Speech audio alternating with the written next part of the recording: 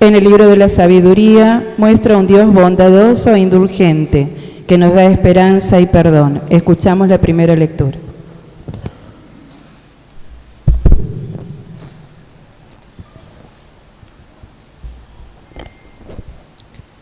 Lectura del libro de la sabiduría. Fuera de ti, Señor, no hay otro Dios que cuide de todos, a quien tengas que probar que tus juicios no son injustos, porque tu fuerza es el principio de tu justicia, y tu dominio sobre todas las cosas te hace indulgente con todos. Tú muestras tu fuerza cuando alguien no cree en la plenitud de tu poder, y confundes la temeridad de aquellos que la conocen. Pero como eres dueño absoluto de tu fuerza, juzgas con serenidad y nos gobiernas con gran indulgencia, porque con solo quererlo puedes ejercer tu poder. Al obrar así, tú enseñaste a tu pueblo que el justo debe ser amigo de los hombres y colmaste a tus hijos de una feliz esperanza, porque después del pecado das lugar al arrepentimiento. Palabra de Dios. Te alabamos, Señor.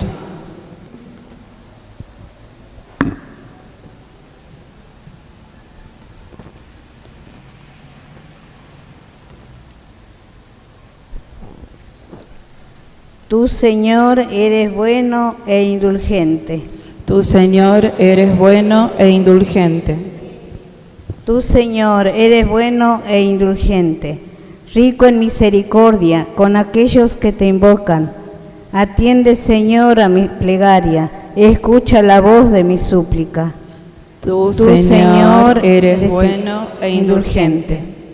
Todas las naciones que has creado vendrán a postrarse delante de ti y glorificarán tu nombre, Señor, porque tú eres grande, Dios mío, y eres el único que hace maravillas. Tú, Señor, eres bueno e indulgente. Tú, Señor, Dios, compasivo y bondadoso, lento para enojarte, rico en amor y fidelidad. Vuelve hacia mí tu rostro y ten piedad de mí. Tú, Señor, eres bueno e indulgente.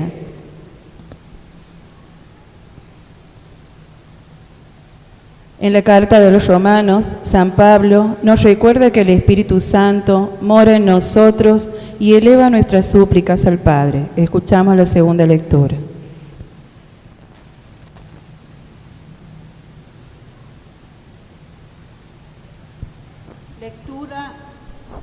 Lectura de la carta del apóstol San Pablo a los cristianos de Roma. Hermanos, el Espíritu viene en ayuda de nuestra debilidad, porque no sabemos orar como es debido, pero el Espíritu intercede con gemidos inefables. Y el que sondea los corazones conoce el deseo del Espíritu y sabe que su intercesión en favor de los santos está de acuerdo con la voluntad divina. Palabra de Dios. Te alabamos, Señor. Jesús continúa revelándonos los misterios del reino. Hoy el mal conviviendo con el bien, en el mismo campo, al igual que el trigo y la cizaña. Nos ponemos de pie para escuchar la proclamación del Santo Evangelio.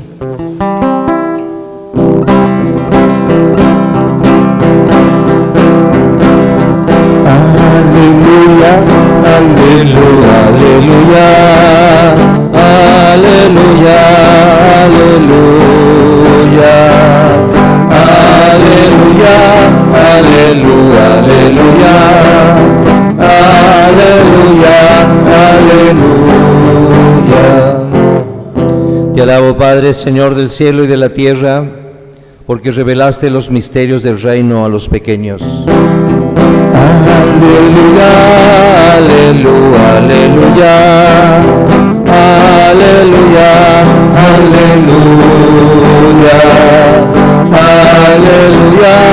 aleluya, aleluya, aleluya. El Señor está con ustedes. Evangelio de nuestro Señor Jesucristo, según San Mateo. Jesús propuso a la gente esta parábola.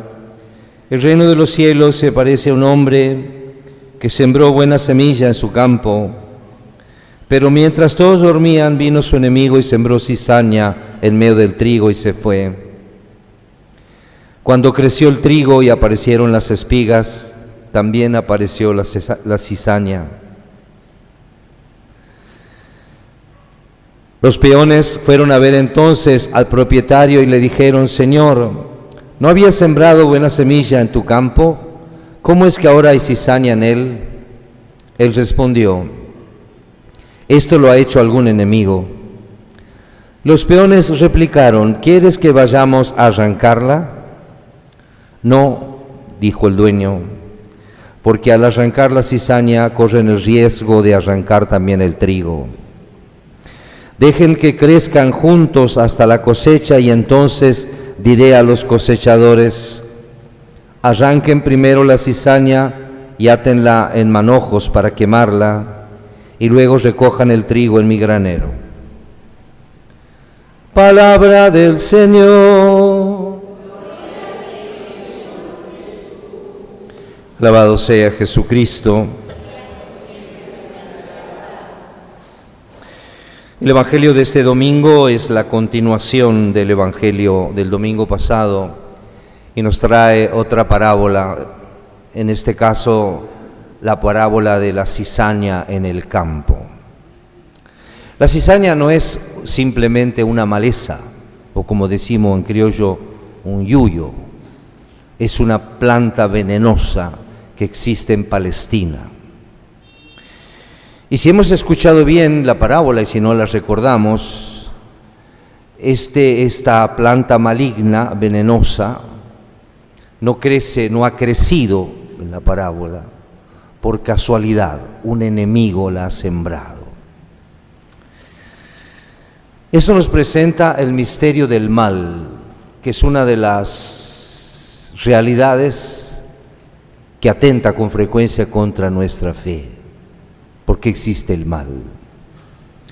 Y el mal no solamente en el mundo, también en la iglesia. Voy a recordar algunos hechos históricos para que veamos cuánto mal ha existido en la iglesia. En el año 1767, la corona española, los Borbones y la corona portuguesa, envidiosos porque por todo el bien que hacían los padres jesuitas en América Latina, logran convencer al Papa para expulsar a los jesuitas de América Latina. 2.600 religiosos fueron expulsados como bandidos. Se confiscaron los colegios, los conventos, una cosa atroz, con la connivencia de la iglesia. Y la Compañía de Jesús fue abolida durante mucho tiempo. Juana de Arco fue condenada a la hoguera con la connivencia de la iglesia. San Juan de la Cruz, aquel gran santo místico, amigo, compañero de Teresa de Jesús, la gran reformadora del siglo XVI, estuvo un año preso en la cárcel de los carmelitas descalzos.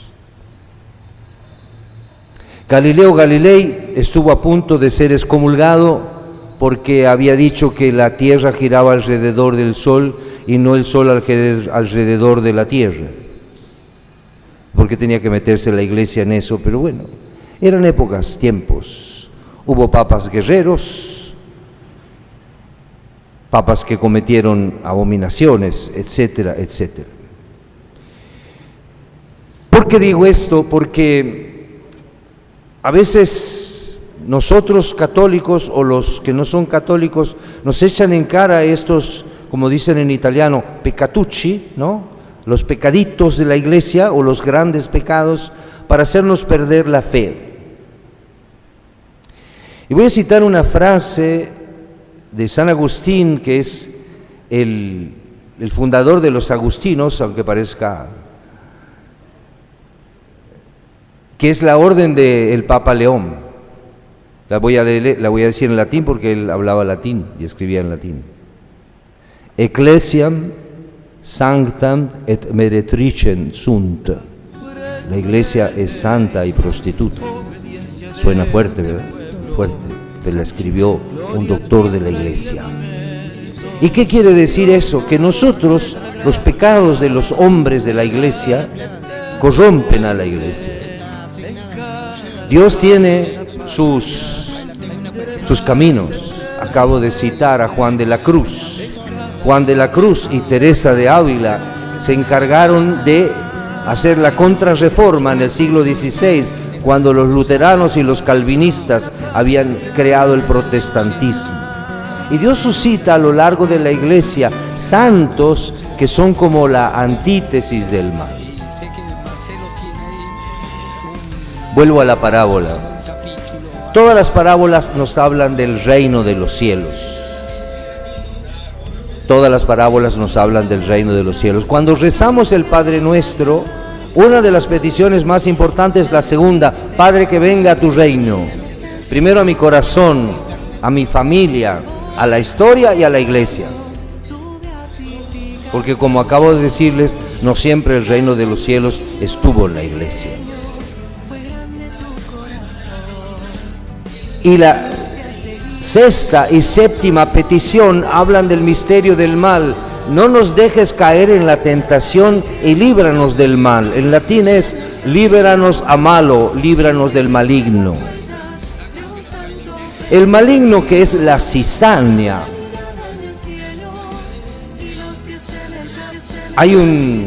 Acabo de decirles que una de las grandes dificultades para creer es esa presencia del mal en la historia. Recién con una hermana hablábamos de Adolf Hitler, ese monstruo que apareció en la primera mitad del siglo pasado, del siglo XIX, y produjo eso que llamamos la Segunda Guerra Mundial, donde murieron millones de seres humanos, ¿no? Es difícil entender el misterio de la libertad. Dios nos ha hecho libres y por eso podemos inventar el mal, crear el mal, hacer la guerra, odiar, matar. El Papa Juan Pablo II, comentando esta parábola, se detiene en un detalle. Los peones de ese campo a donde empieza a aparecer la cizaña junto al trigo, le van a decir al dueño del campo: vamos a arrancar la cizaña. Y el dueño les dice: dejen que crezcan juntos hasta la cosecha, y entonces diré a los cosechadores: arranquen primero la cizaña y átenla en manojos para quemarla, y luego recojan el trigo en mi granero. Esta parábola, dice el Papa Juan Pablo II, explica la coexistencia y con frecuencia el entrelazamiento del bien y del mal en el mundo, en nuestra vida y en la misma historia de la Iglesia. Obviamente que estamos delante de un misterio. El mal y el bien van a coexistir hasta el final de los tiempos. Y solo al final de los tiempos, en la parábola de los cabritos y de las ovejas, Jesús separará a los buenos de los malos. Mientras tanto, vamos juntos, el trigo y la cizaña. Ahora bien, no nos pongamos del lado del trigo puro, porque dentro de nosotros mismos también hay cizaña. No somos los buenos en contra de los malos. La cizaña crece en nuestro corazón.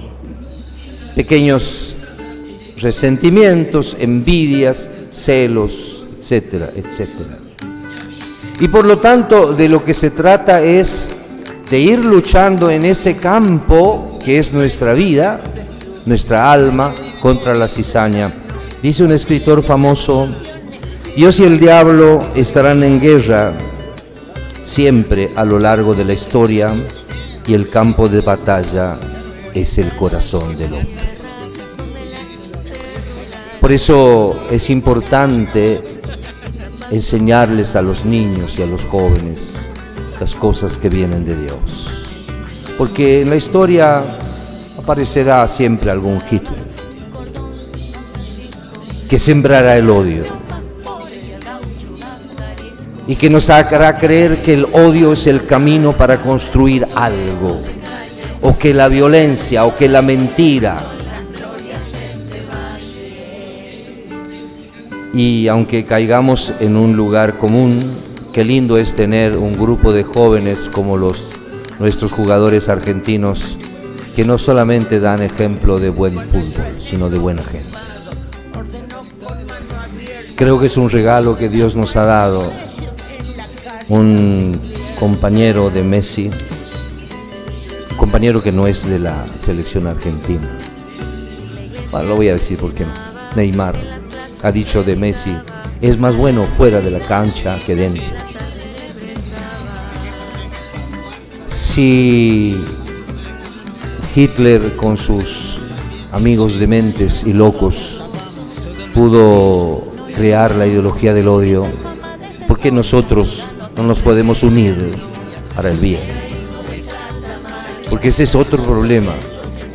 Nos cuesta unirnos, nos cuesta coordinar nuestras bondades como en un equipo para hacer el bien.